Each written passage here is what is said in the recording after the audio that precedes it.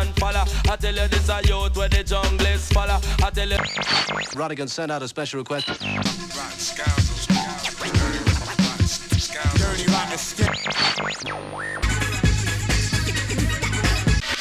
what's up now, partner?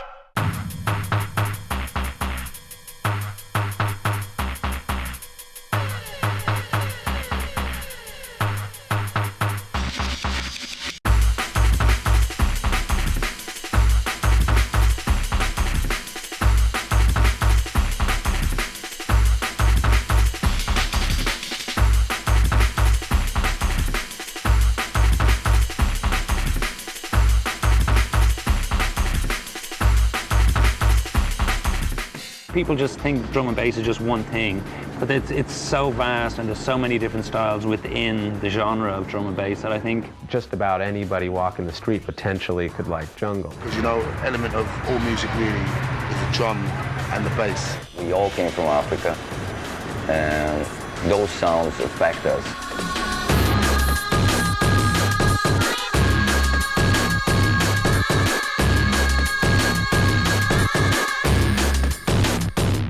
People are starting to realize, okay, you know, this music does have its own culture. It's a core type of thing, it's a way of life. It's what I do 24/7. Basically, it was love at first listen with the music. The music I'd never heard, but had been hearing in my head and had been waiting for, but didn't know existed, but had been waiting for to exist. Does that make sense? I found this one style of music that just like said it all for me. Listen to the beats and you just like, oh my God, it's fast, it's furious. It could be soft and still rock the floor. The drum and bass is just future music. Future jungleism. For me, it's just funky. People think you can't dance to it. And I'm like,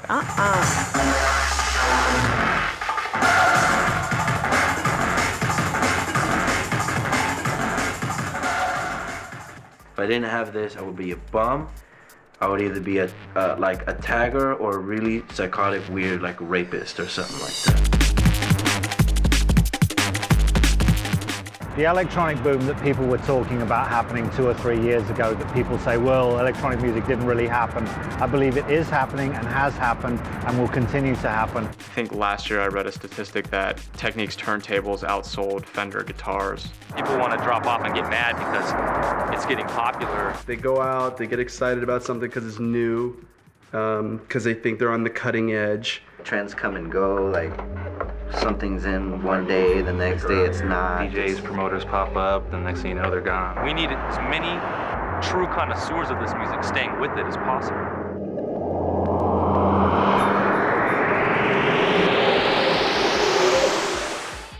drum and bass didn't, I don't, there seems to be a kind of a misconception that drum and bass just suddenly appeared, that it was like there was techno and house and then suddenly there was drum and bass, but it was never like that. It was a very evolutionary process. If you study the history, the evolution of the beats, you start off with like, you know, dun, dun, dun, dun, and pretty soon somebody started layering a little breakbeat sample over it, but they kept the dun, dun, dun, and then someone decided, hey, let's pull out the dun, dun, dun, dun, and just let the breakbeat go.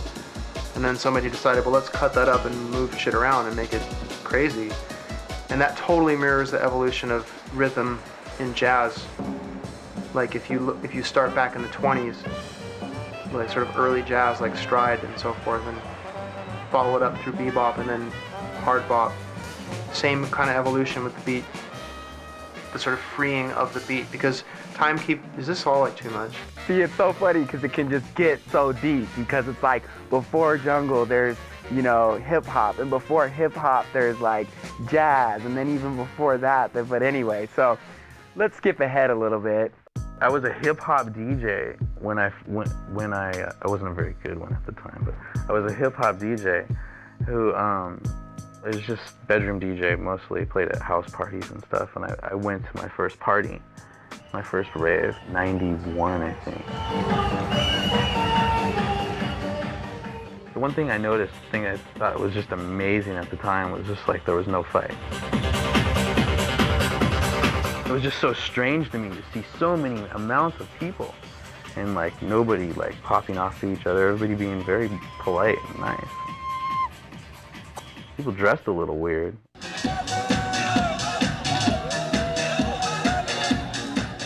At the time, honestly, I didn't understand the music. I was just so buried, had my head like so closed into one style of music at the time that when I came in and I heard this stuff, I heard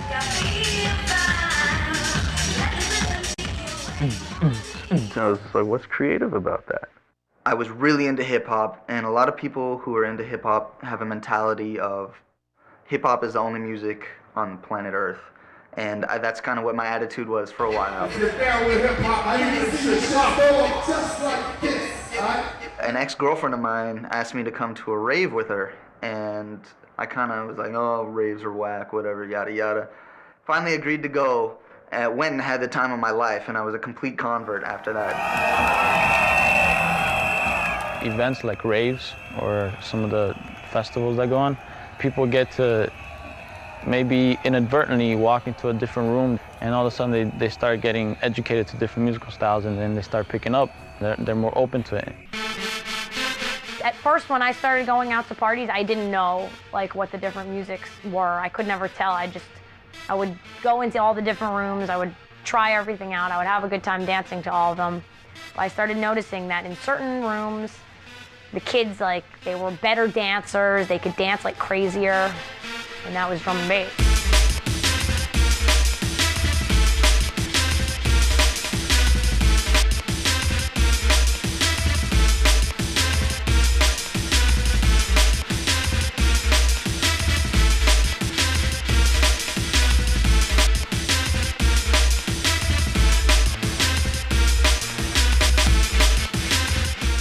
Here you had a music that had the street kind of sensibility of hip-hop, had like the aggressiveness of rock, and it had a lot of the complexity of the drum programming that was similar to jazz drumming, and I was just hooked right off the bat. It was like an electronic music that basically satisfied like every, you know, I don't know, mood that I would have. It sounds like punk, hip-hop, and reggae all thrown in a blender. High speed, high moving, I relate to it. It sounds almost like the environment that I live in, and I still believe that drum and bass reflects in the day and time that we live in.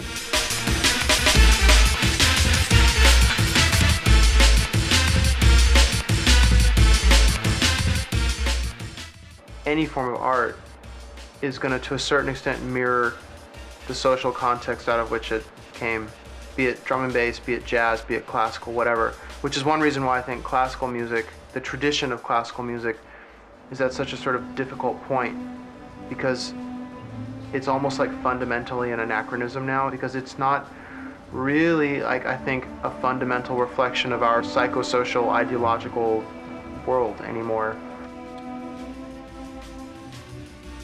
In that sense, electronic music, computer-generated, whatever you want to call it, music, is kind of the perfect reflection, at least in the post-industrial Western world.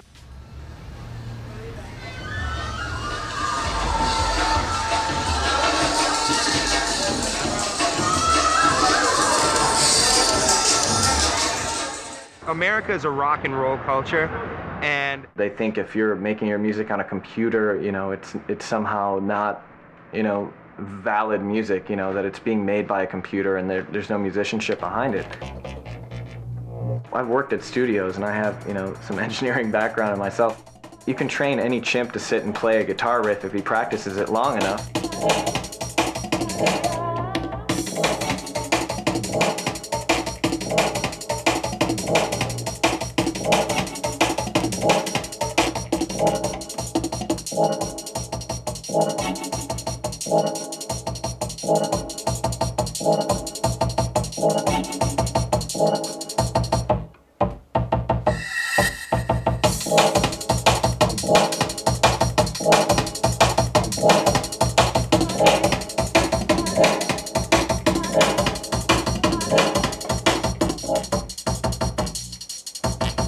I think people get put off because they say, oh, I've heard about this drum and bass thing, and they're coming and they'll go into a store and say, I heard about this drum and bass thing, is there something you can recommend? And someone will give them like the Bad Company album or something.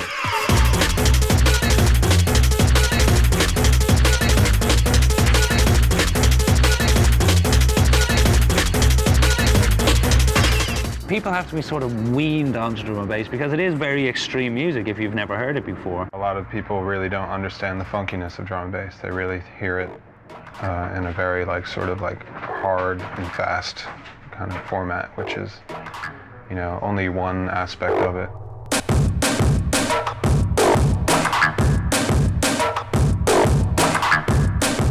It's hard for a lot of Americans to kind of see the crossover within drum and bass, kind of relate funk and soul, like stuff that James Brown and all these Americans created. It's hard for people to relate their sound to this new, really evolved music that comes from another country. So I think that some people might miss that.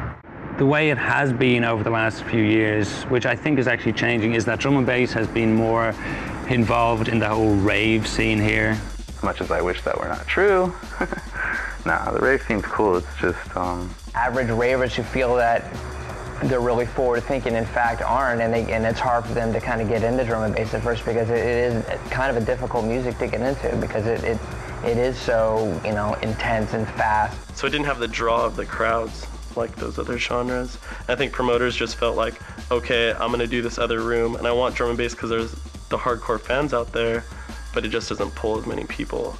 And so that ended up being, all right, we're in the second room, we're getting the worst sound system. See, most of these fucking parties like this, you can't even hear it, son. Fucking his car's louder than that right now. I'd like to see better sound systems. Better sound. Just good sound. Better sound systems. Oh, the sound, it's gotta be really good sound. better sound systems in the American drum and bass scene. I want to hear how the tracks are really supposed to sound, man. Here it's kind of like people don't really care much about it. You know, they have these crappy sound systems and you can't hear what's going on and everything's muffled and distorted, and it's like, no, this is the beautiful music that should be presented beautifully, and it's not. That seems to be a big problem in the United States. A lot of promoters seriously get their shit together. So, true. This is a business, basically. 9 out of 10 of these promoters are amateurs. They go to a party and they see, wow, look at all these people, $30 a head. And they just want that money. They're real inexperienced. They think all you gotta do is book DJs and that's it. You're gonna have a banging party. They put so much money into booking their DJs and putting on big parties, and then a lot of the times we get there and it's really hard to mix because it's bad monitors or there's only one monitor, or the needles are jumping. It's just a bad setup in general, and I just think if you're going to invest all that money into a party and get all the kids there, you want to be able to play the music without having any problems. Yeah. There's just ways that jungle can be delivered to people in a very powerful way, very impactful, dynamic setting.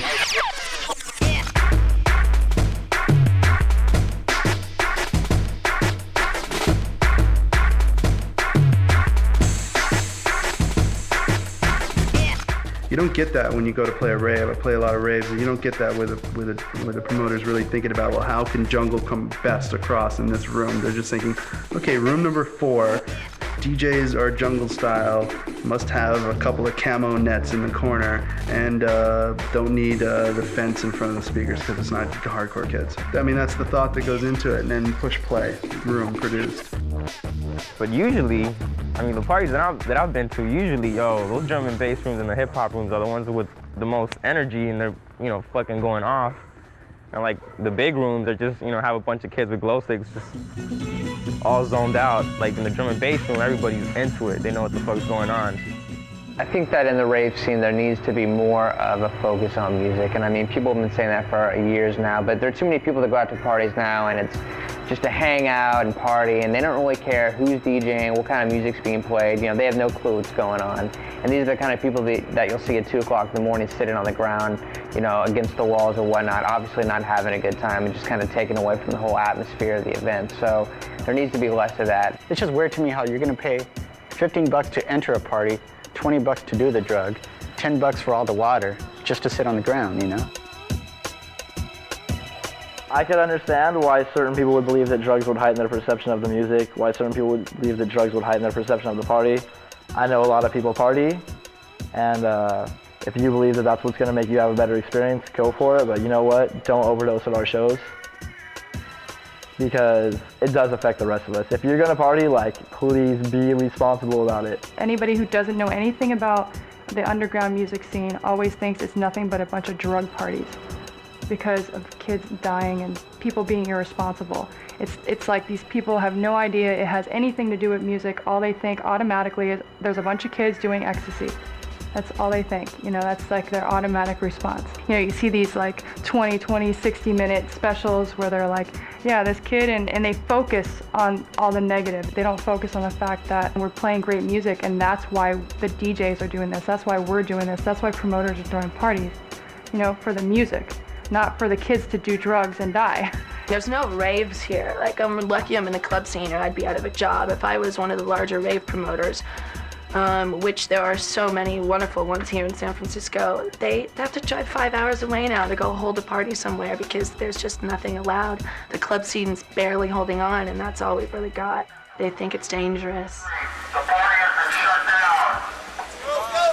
Go, let's get in, let's go. Yeah, get in. Get in.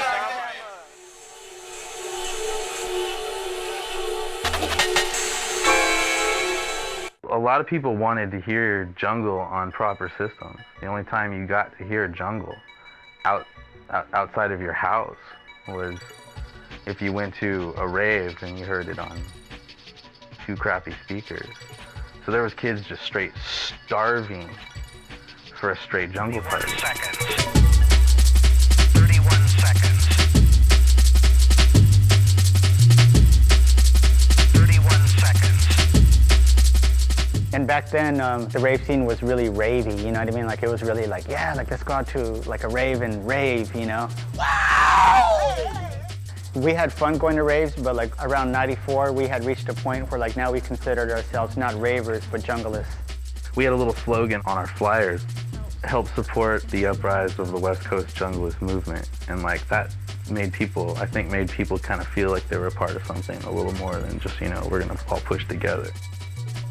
It was just like an attitude of like, we're doing our own thing. We know we're doing our own thing. Like, we know it's not many of us, but who cares, you know? It was just a feeling of like, no one knows, like, you know, how this feels. Like, no one knows, like, you know, like all these bass lines. Like, no one knows these tracks. Like, oh man, like they suck, you know? That's the way it was 7 years ago. And I think There's still hints of it that's now, why yeah. that's why it's taken so long to get where we're at now, because we started with that attitude. As far as like so militant that if you don't know, then you're never gonna know.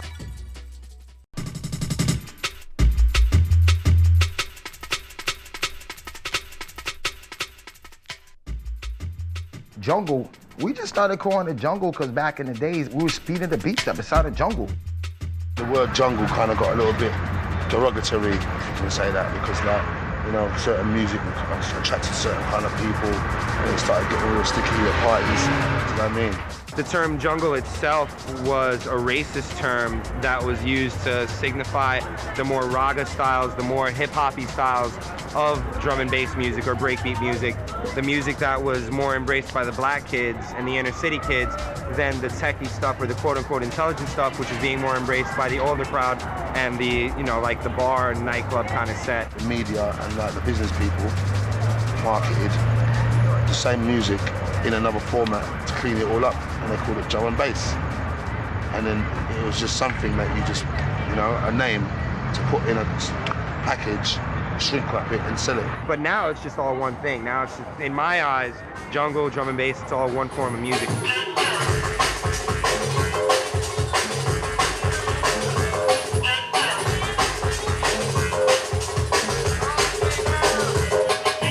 The stuff I call jungle is mostly the older stuff that has like the amen breaks and that little sample. Dig it, you bet it.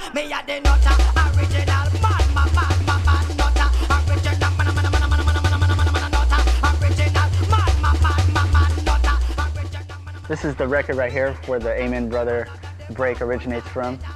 And you can see right here is Amen Brother by the Winstons. See, because like even though like it's at the same pitch as a jungle break, it's at a different speed, and so basically jungle people just sped it up. Hold on.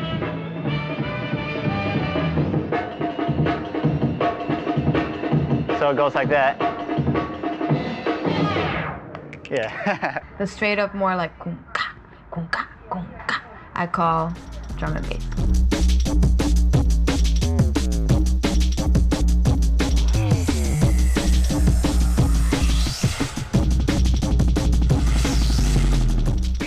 I don't know, it's like jungle's like old school, and drum and bass is like serious stuff. Like when it was fun, it was jungle, and then it became serious, and it became drum and bass.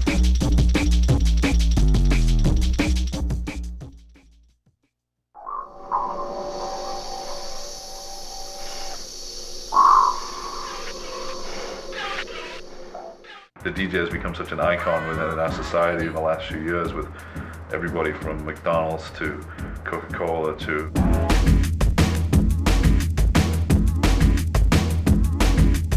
any music magazine you pick up now. Where I used to feel back in the days that the music magazines were dedicated to music, and it's like now there's a little bit about the music in there, but it's all plugs for dual CD players or such and such kind of headphones or accessories, you know, or accessories to your image as being a DJ, or, you know, make sure you got these shoes or these clothes or this and that, you know what I mean?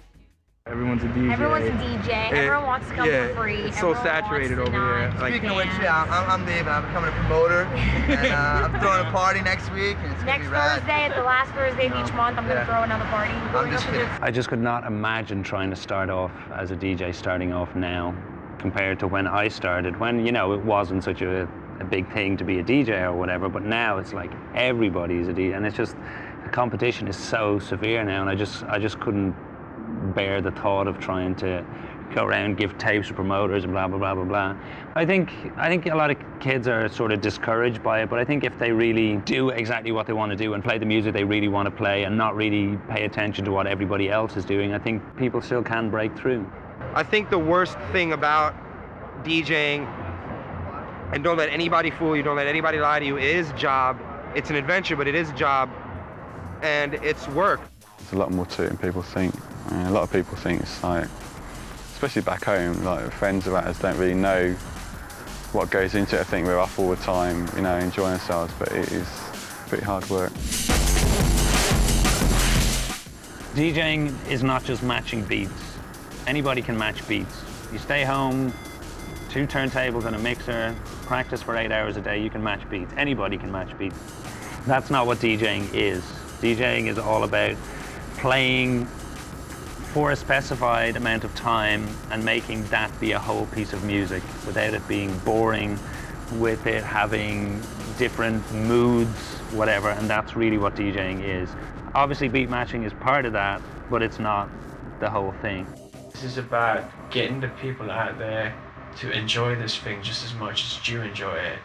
And you've got to give a huge portion of yourself to be able to succeed throughout a night, because it's your energy eventually that's going to transfer into the crowd and make them dance and make them go crazy.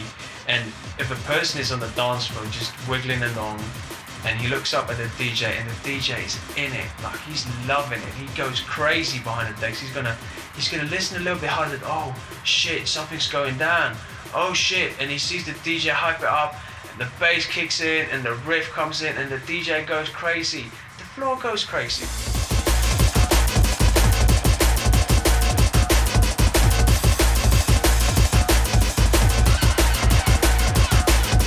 A lot of DJs have this idea that they're playing for other DJs. They're not.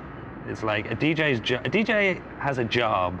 They're paid to do that job. They're paid to do that job by the people who are standing in front of them, not by the 4 DJs who are standing behind them, you know what I'm saying? So DJs will try and, particularly with the whole dub plate culture, they'll try and, I've got this tune, I've got that tune, blah, blah, blah. So the guys behind them are like, oh, he's got that tune. And the 1,000 people in front of them are like, I'm not in it, you know what I'm saying?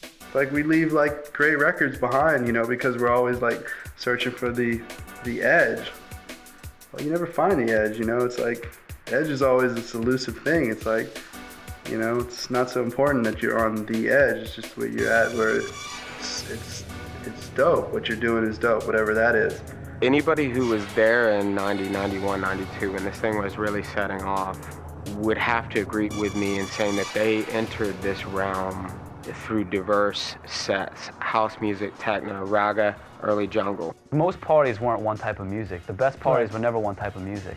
And so when you all of a sudden say, oh, I'm gonna have a drum and bass night, but it's gonna be all one type of drum and bass. That's retarded enough. Yeah. Let alone if you said I'm gonna have a drum and bass night and it's gonna span all styles of drum and bass. That would be semi-interesting at least. Drum and bass, the evolution of it has so much to do with so many different types of music that, you know, it does no one any good within the scene to try to, you know, try to pare it down to just one thing, to just one style.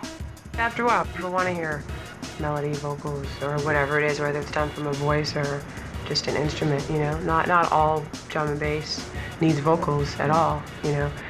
Good producers always, you know, are gonna throw it in there and whatever. Yeah, but it needs variety. Yeah, variety. It also Exactly. needs to have like a solid, like a groove, like Right, a nice exactly. bouncy groove, and whether that, you know, it doesn't have to be hard, and that just like leads to the aggression, and like, so you can always just be like, you know, jittery, but you can't, like, you got to get into a groove and a pace, and then it lasts longer because you get into a whole flow over time as opposed to just this like assault with a jackhammer. One of the things I think that holds drum and bass back in both the UK and here is how serious people are and how much of a sort of producer's boys club it's become. That's why I can't just play drum and bass, because it's just way too serious now. It's like, damn, people just, they don't want to have fun sometimes. A lot of times I feel like I'm at an art gallery rather than party. Go ahead and look at my records. You can ask me what they are at the end of my set, but while I'm playing, leave me the fuck alone, please. Especially when there's a girl DJ playing, there's a line of guys standing in front of her.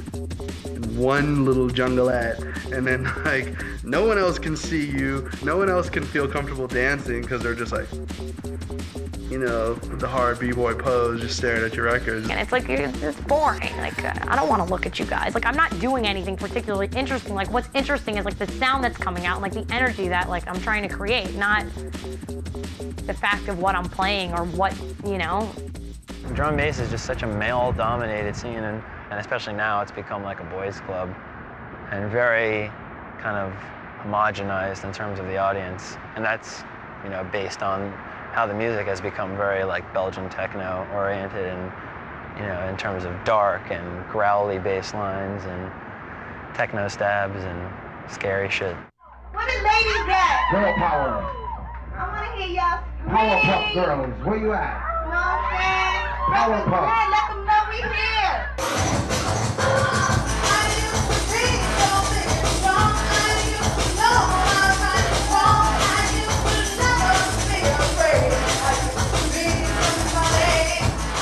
Drum and bass lured me in. Sometimes I can be listening to it and I can be frightened and not know what's going to happen next, and that's really exciting. As a female DJ, I definitely think I've encountered a lot of attitude and prejudice, and at the same time though, I know that, you know, people are quick to say that females have it so easy, because who wouldn't want to see a woman on stage? It's less common. You know what I mean? I'm sure if you had a monkey DJing behind a booth and me next to him, people would be looking at the monkey. It's like, I've never seen that, you know what I mean? It doesn't matter what you do. It doesn't matter if you're DJing, if you're working in an office. There's always going to be some kind of male-female thing. You have to like not worry about that. Just do what you want to do. It's fun. It's what you love to do. Just go and do it. You're being booked to play a party. Go and do it.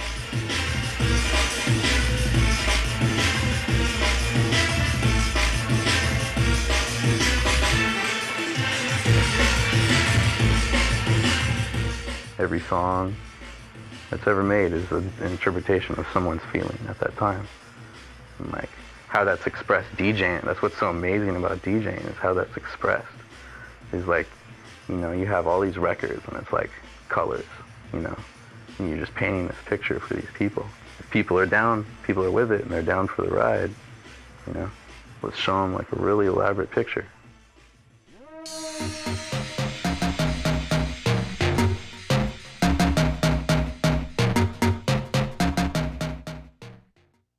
I've been cutting dub plates or acetates. Well, I've been used to calling them reference discs throughout my career.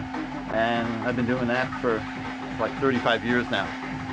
But for actually the drum and bass and the techno, it seems like it's been I don't know, the last 10 years. The most important thing to know to get a loud, nice, crisp dub plate is to just keep an eye on the highs. High frequency is the most important. A lot of people want the crisp dub plates, and when you're cutting at high levels, they tend to distort. So if you just watch it, you get a nice, perfect mix where you got enough low end, the mids are just right, and the high frequency, you get a nice dub plate. Dub plates are there mainly to like test tunes out, see what the crowd reaction's like. That's what they're there for, really. But then obviously people, drum and bass scene is quite a lot about playing like the latest tunes and getting the latest stuff and playing stuff which other people haven't got as well. So that sort of comes into it. But I mean, tunes do get left on play for a long time, and sometimes you can't always help that, just because if you're a producer who's got a lot of material, you can't release as much stuff as you want to. There's half the kids that really know they're on point, they know what time it is, and then there's a lot of kids that are getting into it fresh, like less than a year ago, that have a total wrong vision of how it is. Like, I have people calling me up asking for dub plates. Okay, the constant persistence for the need for brand new records before anybody else has it, and that's all it really is, if you break it down, is affecting the art form. Dub plates have become like a fetish. People have fetishized the very notion of a plate, and it's become a thing in itself that matters more than the music sometimes, and that's like a terrible mistake. It's making people compromise their sets and their journeys and their creations by having to play just all the newest tracks as soon as they can and before anybody else does. And it no longer, you're just like a jukebox then. It's like it becomes a top 40 thing. You look at like track listing, you go on the internet and you look at all these DJs' track listings, especially the aspiring DJs who are not like the big DJs, because the really big DJs don't generally post their top 10s. It's always the ones who are like kind of trying to work their way up. And everything's like dub, dub, dub, dub, dub, and some of those tunes they play are shit. I'm not trying to press. I could still rock old shit and rock it out, you know what I'm saying? It's not about that anymore. There's so much, just like, so much music from like 94 to like here, maybe 95 or 6, so that you can play. You don't have to play fucking new. You have to play for people, play the old shit. To be a DJ. It's better to go search, find some old tracks, find some new stuff, do some remixes, get some acapellas, be inventive.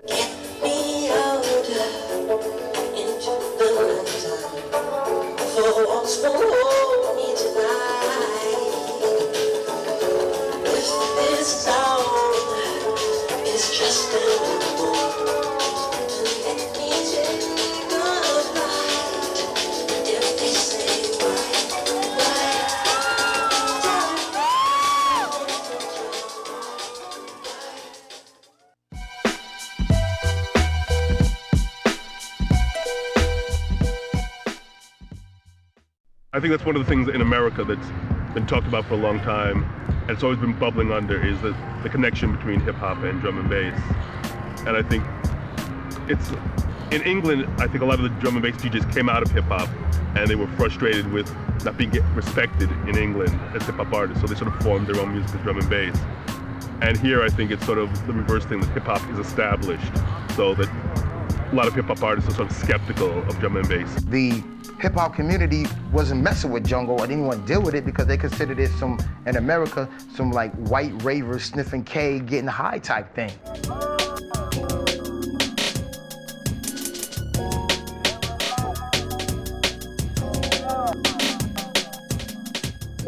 The first single was drum and bass, you know what I'm saying? And like we sent it out to all these college radio DJs, and as soon as they put it on the wax, they heard drum and bass, and they were like, oh, hell no, get this shit out of here, straight up. But then it's like the other two songs on there was straight hip hop. Yeah, fast, mental, coincidental. Dwelling in my laboratory in my mental, concocting set to rock spots high. Do another time, the rhymes are so shy. Eventually, people started listening into the record. I was like, oh, it's cool. But it's like, there is this real big schism between classic, underground, what really hip-hop is. You know what I'm saying? Like, people really on that. With hip-hop heads, well, so-called hip-hop heads, they're just like, you know, they're just blinded to everything else. They're just like strictly hip-hop heads. But if they were hip-hop heads, you know, they'd be open-minded to different stuff. If they were real hip-hop heads, because that's how I got into hip-hop. It was like a new sound, it was street, it was underground, and it was something new, you know? So I was just like, bam, hip-hop. And that's how I got into drum and bass. I was like, what the fuck is this shit? And some more underground stuff, and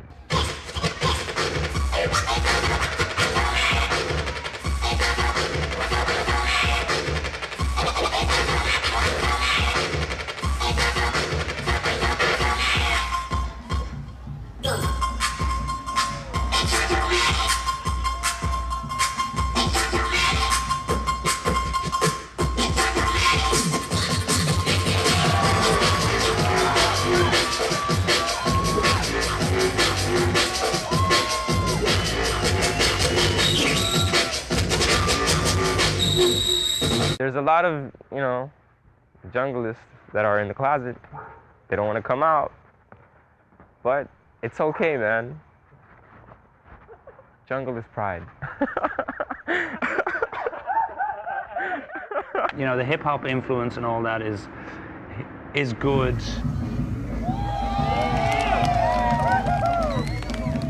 The only problem I have with it is that hip-hop is very much a vocal-based music.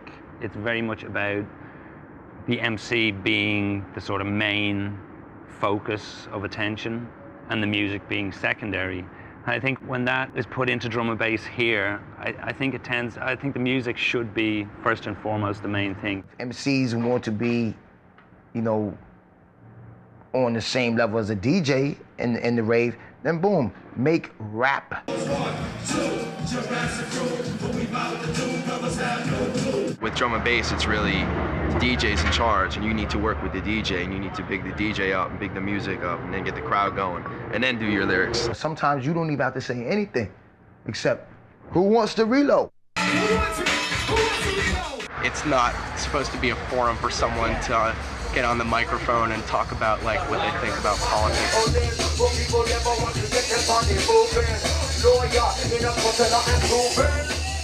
I'm the human contact in between, not over, but with.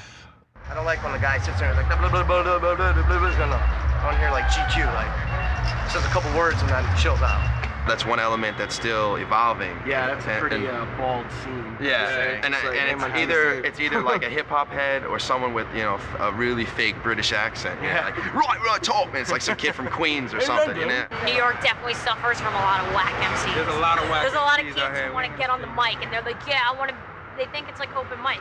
That's the They just funniest get on shit. and it's like the worst. It's like, some kid asked me, we played last week and some kid's like, yeah, let me get on the mic. I'm like, do you think like when I was starting out, I just came with my records and was like, yo, let me get on that, let me get on. It's like, you know, practice, go home, practice. Just because you think you got skills and you just gotta practice and bring a tape to somebody, you know what I'm saying? You gotta do what a DJ does, make a tape, give it to a promoter, be like, you know, whoop me.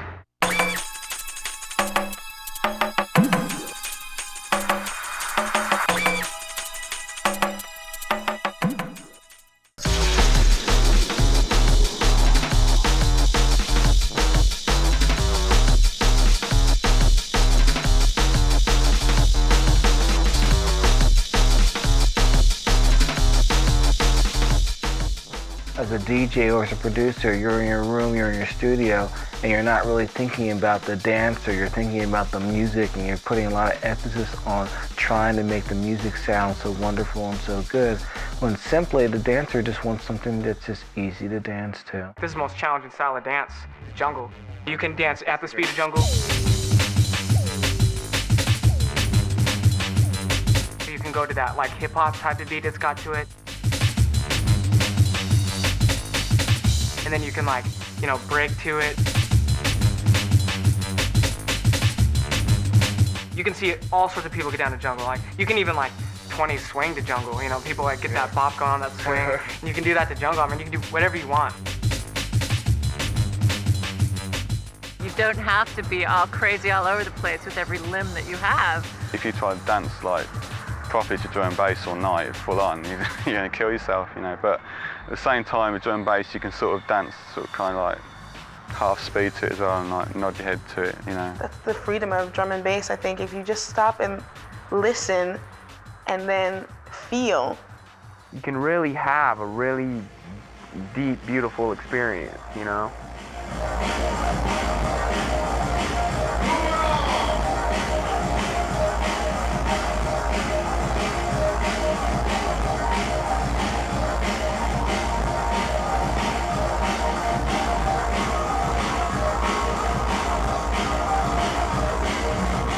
I don't care if I die rich or poor.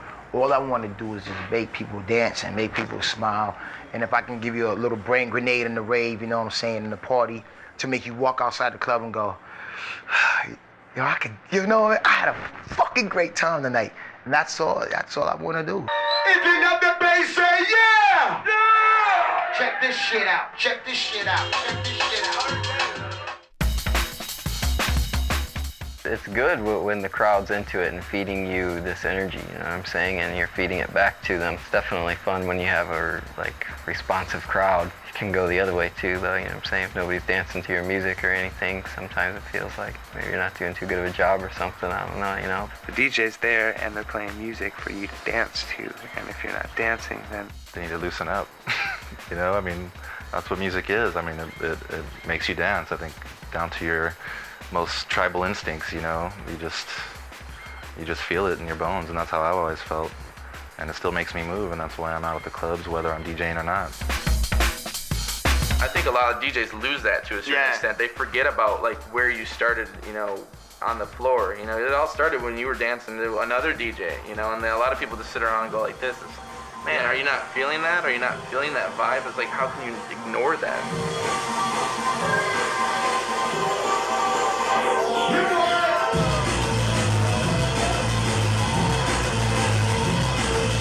I don't like playing clubs like in New York where there's no dancing allowed. And I guess that was baffling to me, and the reasons behind it are just like, I don't even give a shit. People have to dance to this music. In New York, to have people dance, you need a cabaret license, and unfortunately the cops really like to, you know, bust down on clubs for not having it, or, you know, and it's hard to get cabaret licenses, plenty of places, you know. The mayor is a fascist, and he doesn't want people to dance because he wants the yuppies to move in and all the artistic people who make New York what it is to move out. And it's like horrible, you know. Direct Drive is like, it used to have 300 people in there screaming, loving it every Saturday night, just no matter who was playing, whether it's like local people, UK people. The crowd there was like so great, but then they started enforcing it, and now it's like people just come and they sit at the tables, and it's so sad. And you go in there and you're just sad. You know, it makes you sad because even if you are creating this amazing energy, like no one can do anything about it. They just sit there and they're like nodding their heads like, I want to dance. And then they start like twitching around, and then the bouncer comes and like puts their hand on their shoulder like, don't do that. How can you ban dancing? You know, it's like you have to have a piece of paper in order to say that you can dance. It's bullshit. It's like total bullshit to stop the scene. It's politicians' scam to stop any kind of gathering amongst people. It's like, I think the government and politicians are scared of people getting together and like having their own ideas. Like they want us to be like sheep, and like that's not gonna work. The more they're gonna push against it, the more it's gonna grow and become stronger. Dancing itself is an expression of freedom, you know. If you could just close your eyes and listen to the music and just let yourself go with your body, that's freedom in itself, and it shouldn't be. No matter where you are, if you're in the street and you hear somebody playing the drums in the corner, you should be able to stop and dance if you want to. You know, it shouldn't be that big of a deal. It's like speaking. But no one's ever really gotten a petition together, and none of the clubs have ever, you know, had people sign petitions when they went clubbing, telling them that this is a source of something they enjoy to do, and they have the right to do so. The clubs are always an easy target when you want to say that we're cracking down on crime. You can go to a club and say, there was somebody underage drinking here. there was somebody smoking a joint here, and you close down the club, you say, we've taken care of this problem. Whereas if there was somebody drinking in the bleachers in Yankee Stadium or smoking a joint in the bleachers in Yankee Stadium, you don't close down Yankee Stadium. If there's somebody in a restaurant smoking a joint, the Four Seasons, you don't put the Four Seasons out of business. You don't close down a school because there's violence in a school. You say, how do we correct the violence in the school? In clubs, the answer is always close down the club.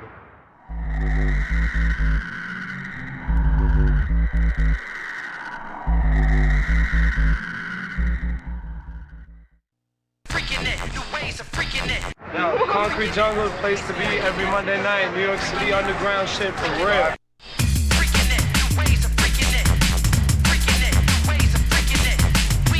Well, we were really looking to do our own club, essentially. So we started doing, a couple of nights. It was rough and no one came.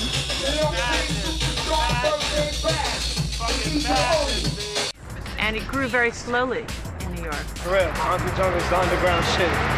Real shit.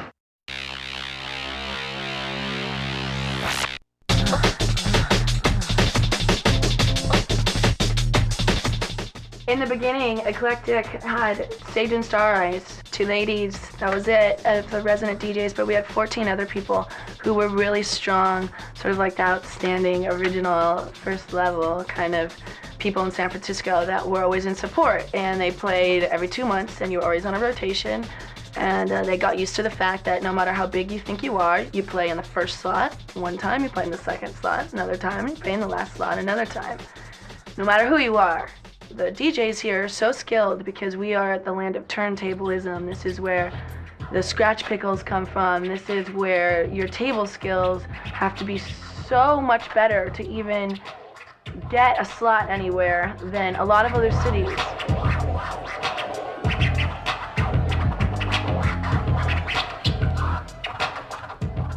The standards here are extremely high, so the drum and bass DJs that we had were amazing.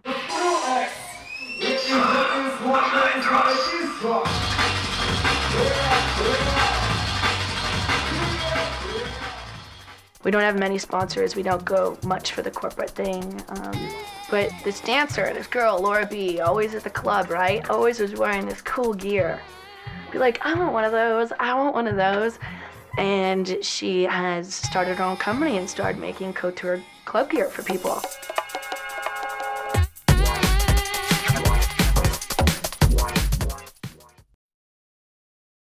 If you were in my heart, I'd surely not break That's what breaking a sweat. Hold tight, Ben. What's up, man? Would take you, I'll keep you in safety forever. Yes. Protect you, Hold tight, the lights are grew. away from the Decoder is coming through. Ready, you. We'll fight you. We will hide you. Decoder, DJ, ready to hide you. Like the groove, can you feel the pressure? You know what to do. Welcome. Oh my gosh. Dude, what's up?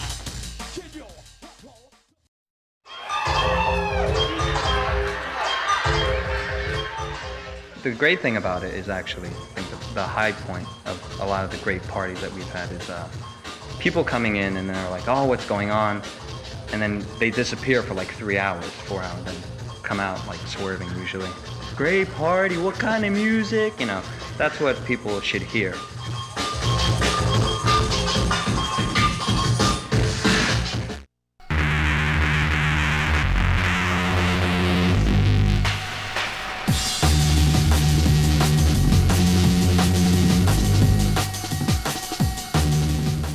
Besides a place of fun, it's a place of business too. It's a good place to network and meet people that are involved in the scene, and that could help you in other aspects of the scene that you may or may not realize. You always see the same heads coming back in. There's a lot of recognizable people, and like people that we wouldn't have known otherwise, other than having the club.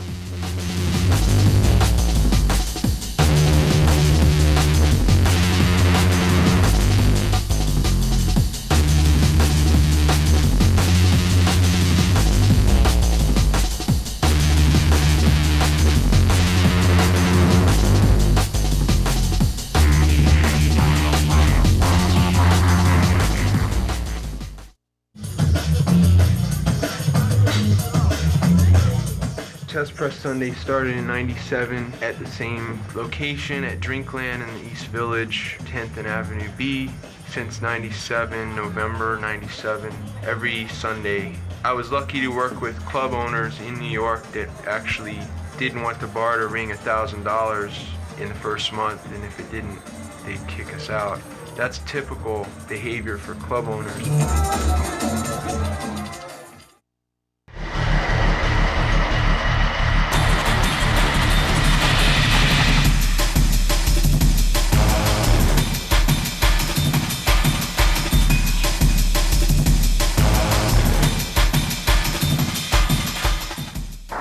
LA isn't on the road. You know, we do it here in Los Angeles, and it's of the utmost importance to build a local awareness. And that's really, I think, the purpose of the club, is to showcase, you know, local people. And when people are coming in from out of town, UK DJs want to play the club, great, play the club. Let's do that.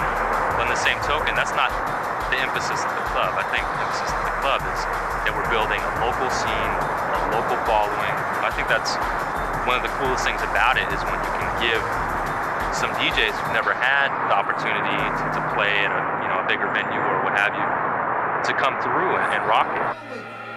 Step into the future. Do you understand? Do you understand crowd control? So much stress and so much problems. Only DJ can solve it. Keep your hands in the air. All right, true giants, drum and bass and pop acid. Keep them in the air. Keep them.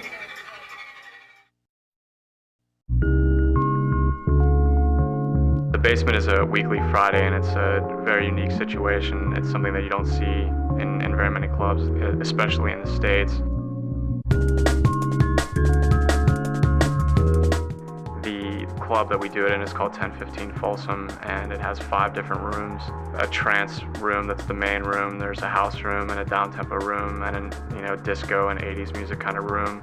And I think that's the best way to spread the music, is to do things in mainstream clubs so that you can get people who are already willing to go out and dance and stay out all night to hear the kind of music that we want them to hear.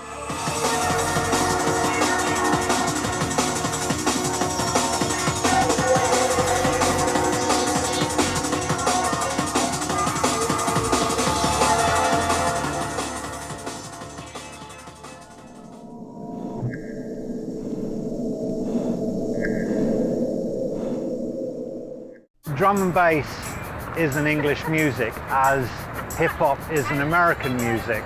Although there are people making drum and bass in America and there are people making hip-hop in the UK, I think most people will acknowledge that those musics come from their origins. And as hip-hop in America is very close-minded to outside music, drum and bass in the UK is very close-minded to outside influences. British hip-hop has always had a hard time, the same way that we have a hard time giving back to them what they made. That's how they feel, about hip-hop, because we made hip-hop, and so when we hear them do it, we're like, nah, because we could hear the difference. And to us, we're like, man, our tracks are just as good as your tracks, but to them, they're like, nah, mate, the bass isn't right.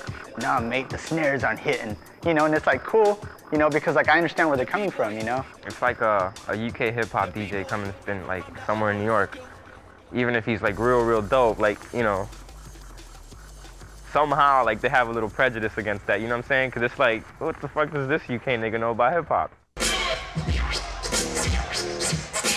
A lot of the kids in the US basically have this US versus UK animosity. I don't know if it's animosity or what you want to call it. It needs to stop, basically. I mean, if you want to be good and you want to make a good tune and have it roll harder than a UK tune, then make a tune that's that good. We know we have good DJs here. A lot of the DJs here in the US, most of them are really good. I think that we just need to stop looking at the other side only in that negative aspect. A good tune is a good tune, I don't care where it comes from. That's how I see it. It's not really the point where you come from, it's what the music's like, so I don't really get to, because there's people all over the world making the music right now, If I can do it, anyone can do it. I'm not British. It's not a London thing anymore, it's a global thing. I'm not trying to be better than Britain. That's not my role. I'm trying to just like be happy with the damn music, stay satisfied with what I'm doing. I love what the British are doing. I love what the main guys are doing. Because if it wasn't for those dudes, I wouldn't be doing what I'm doing. You know what I mean? If it wasn't for those guys, people like Reinforced that basically started everything, I wouldn't be doing this. I wouldn't be happy at all. So there is no competition, basically. There is no best. We are just basically a hybrid of what we are, a child of what they created.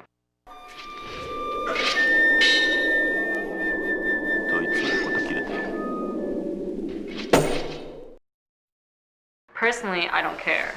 Like, I mean, if it doesn't become media sensation, if, you know, eclectic girls aren't on the cover of Rolling Stone, I'm not gonna cry because I never got into this expecting anything, and really if the media gets into it, it could just spoil it and it could cause a bunch of like ego crap that frankly like might ruin everything. So it doesn't bother me if they don't know about it. I just think forgetting whether it's American or whether drum and bass as a medium is like 170 beats per minute, and like any music which is that fast, this doesn't necessarily appeal to the mainstream. No, you're not gonna hear mass amounts of people listening to 180 BPM music with dark techno bass lines. I don't see that catching up. But then again, hey, trance, you know, what do we know? 3 years ago, maybe like 400 of import would sell in the States between all the distributors.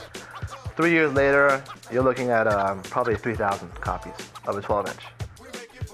Say you have a big record, like in the first week or first 2 weeks, we'll do 350, 400 copies of one 12-inch. And I think there's maybe one store in England that does that many of a single, you know what I'm saying?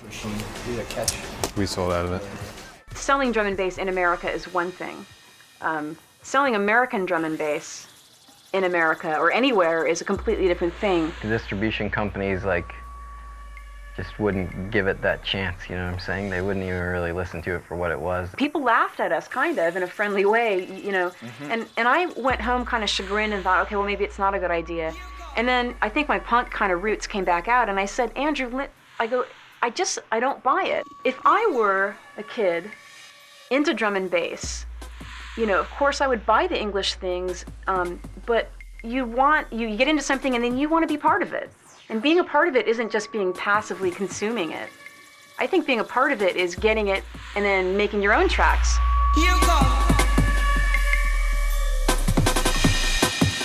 Definitely the last year, it used to be on the wall, all imports basically, with like a couple, you know, there was basically Assassin's label. There was Green from San Francisco. Now you look at the wall and, you know, there's Vortex and there's Thermal, the higher label. Breakbeat Science. Then you've got all the local heads. You got Herman with like Curious and RAW, and you know you got Meeklan.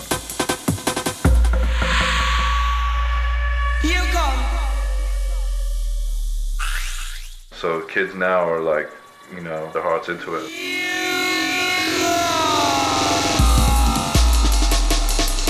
I started Soundsphere in '96, and at the time it was really kind of a difficult thing to do because there wasn't really a whole lot of drum and bass going on in America. The labels weren't really interested in it. There was a few labels like Moonshine was putting out some stuff, but it was compilation based of, you know, mostly UK stuff, or pretty much all of it was at the time, because there wasn't really many artists doing much for drum and bass, like production-wise in the States.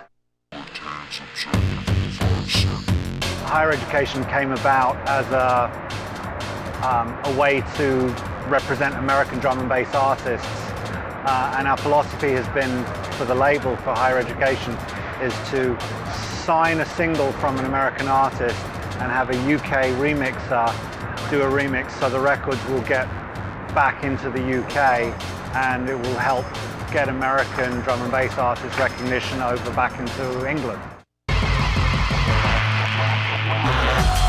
I don't like to think of Vortex as a strictly US label. You know, I mean, obviously we're based in the US, but it's not like US artists only. You know, I think we like to embrace quality music wherever it may come from. Although I think the emphasis is not even just US drum bass, but more West Coast. We started as primarily a U.S. drum and bass label to uplift the artists in the U.S.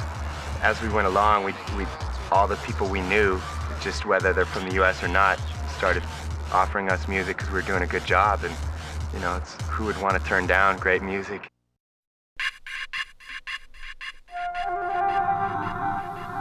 Certainly, it's funner in a lot of ways to play just for the heads and like come out with those tough jams or whatever and like take it there, but to really play for people that haven't heard drum and bass before and maybe didn't like drum and bass and play it in a certain way so they're like, oh, wait a minute, now I kind of see what's going on. I see the True Intent taking that position a lot, like bringing people over that were maybe like house heads or hip hop heads or whatever, and they're like, okay, now that we talk about it, it's cool. When you've got, you know, a record from Thermal coming out, and then 2 weeks later we had a record coming out, and then 2 weeks later there's another one from Numa, and you're just going bang, bang, bang, and everyone's getting it to all the magazines, and you know, the distributors are waking up, the stores themselves around the states are waking up and going, man.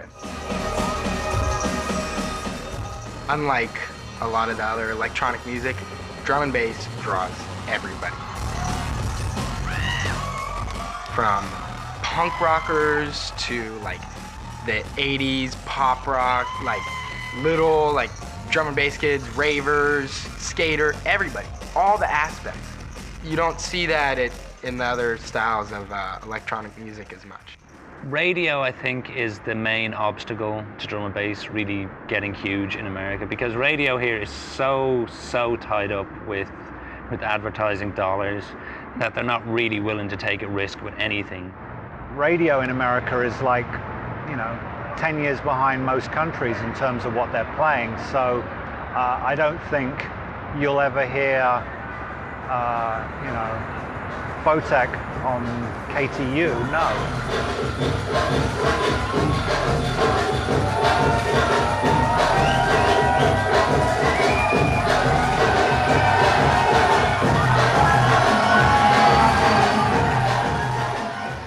Every sort of underground music movement needed an underground media to carry it and to help it grow. And right now, the internet is the most viable form of media and the most powerful form of media in the world. It's growing, and the people that would be into this culture and this music are the ones who've adopted this you know, medium early. They're the people who are always online because they're not finding, you know, the shows they want to see on the WB network, and they're not finding the music they want to hear on KISS FM.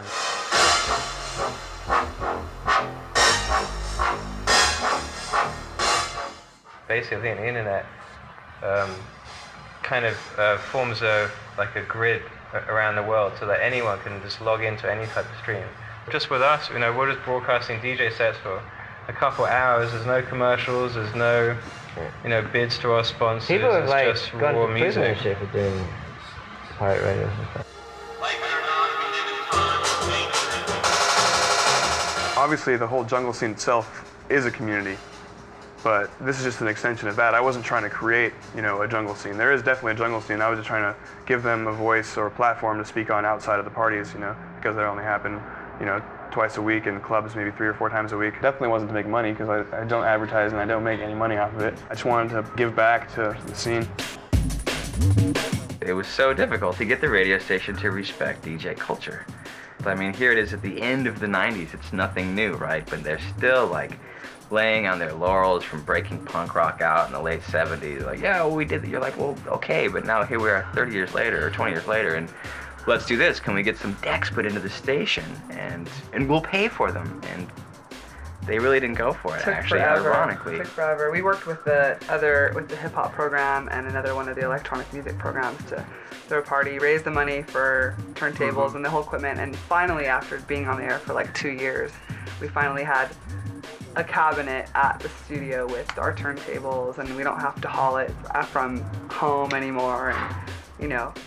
I think pirate radio really needs to happen here. But we don't have that here. You know, everyone has the internet, but you have to go out of your way and turn your computer on and go to Dublab and listen to someone's set or tap into a live set. But if you have pirate radio, if you have a radio that you can tune in 20 things within a couple of seconds and possibly check out some guys in an abandoned building whipping out records all night, that's a whole other story. I like the idea of exposing drum and bass. I'm not scared that it's gonna get taken or cheesified.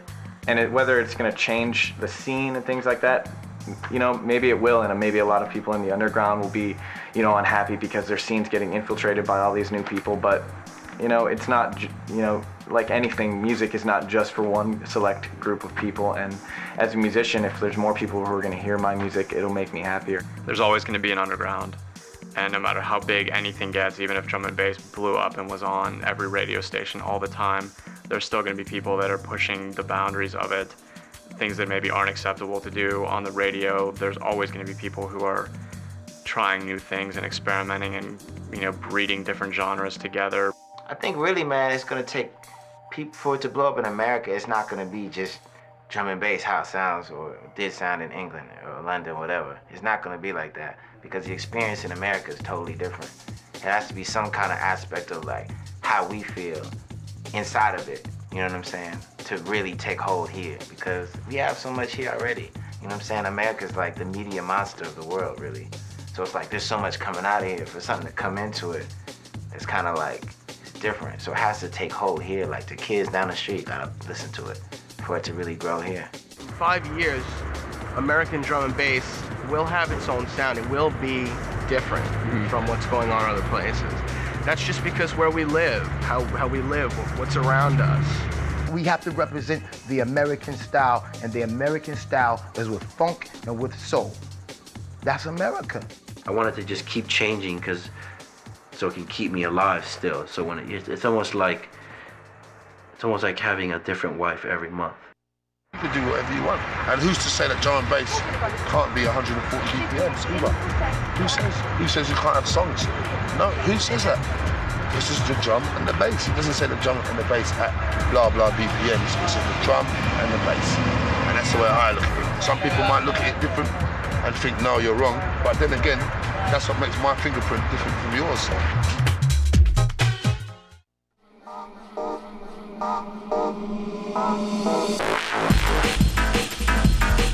The human body responds to repetitive beats.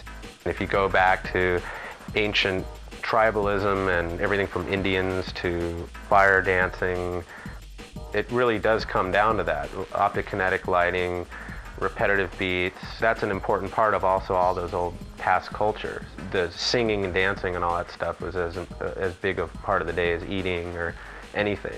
People like us like to surround ourselves with other people that have tapped into that, respect it, go out of their way. Their whole lifestyle may be totally shaped because they need that even on a daily basis.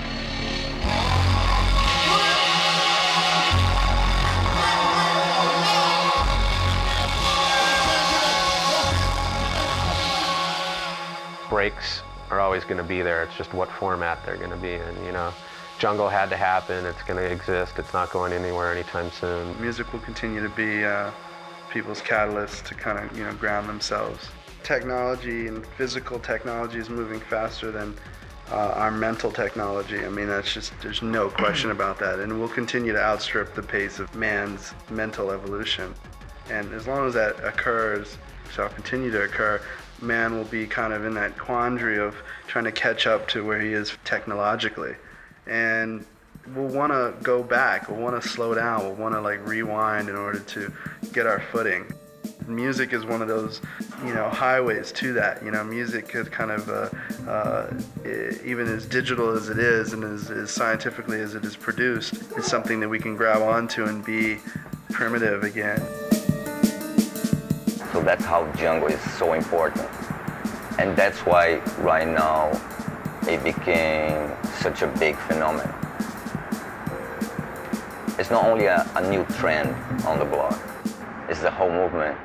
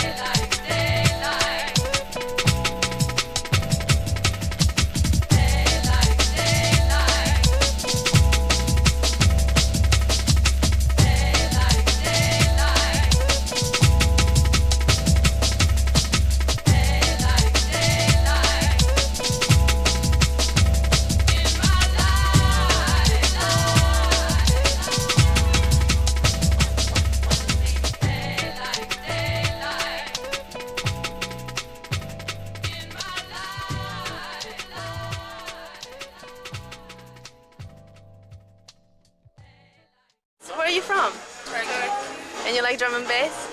What is it about it that you like? Bass.